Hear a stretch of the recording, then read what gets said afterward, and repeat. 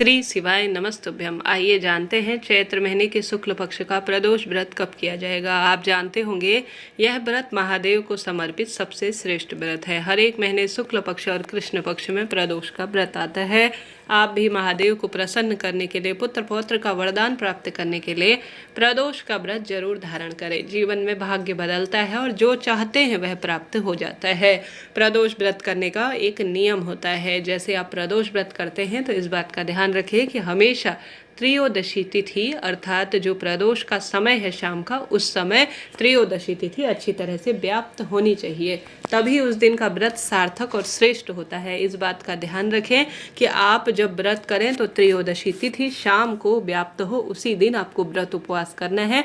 और शाम को त्रयोदशी तिथि में शाम के समय प्रदोष काल में कोई व्रत, पूजन पाठन या महादेव की निरंतर भक्ति करते हैं इस समय अवधि में, तो अपने आप में सर्वश्रेष्ठ शक्तियाँ प्राप्त होती हैं और महादेव की भक्ति निश्चित रूप से मिलती है। इस बार प्रदोष का व्रत कब पड़ रहा है, आइए जानते हैं। चैत्र माह के शुक्ल पक्ष की त्रयोदशी तिथि की शुरुआत 9 अप्रैल की रात 10:55 के आसपास होगी। वहीं इस तिथि का समापन अगले दिन 11 अप्रैल को रात 10 बजे के आसपास हो जाएगा। ऐसे में उदया तिथि और प्रदोष काल पूजन के आधार पर 10 अप्रैल 2025 को ही यह व्रत करना सर्वश्रेष्ठ स्वरूप में होगा, क्योंकि रात्रि, दिन और पूर्ण रूप से जो है शाम के समय प्रदोष काल की तिथि व्याप्त है। तो 10 अप्रैल दिन गुरुवार को यह गुरु प्रदोष व्रत के रूप में जाना जाएगा। तो आप इस व्रत को धारण करें।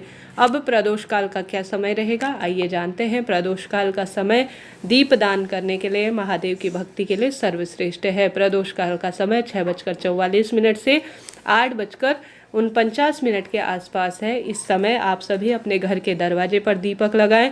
शिवलिंग पर, गुरु प्रदोष का दिन है तो चने की दाल का बड़ा महत्व है। 108 की संख्या में या कम ज़्यादा जितनी भी आपके पास है, शिवलिंग पर आप आवश्यक रूप से चने की दाल समर्पित करें। पीले फूल, चंदन से महादेव का इस दिन श्रृंगार करते हैं तो सर्वश्रेष्ठ इसे माना जाता है।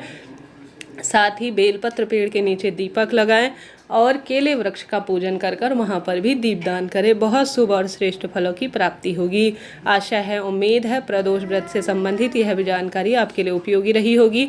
तो कमेंट्स में आप भी श्री शिवाय नमस्तुभ्यम लिखकर चैनल को लाइक करें, शेयर करें, सब्सक्राइब करें।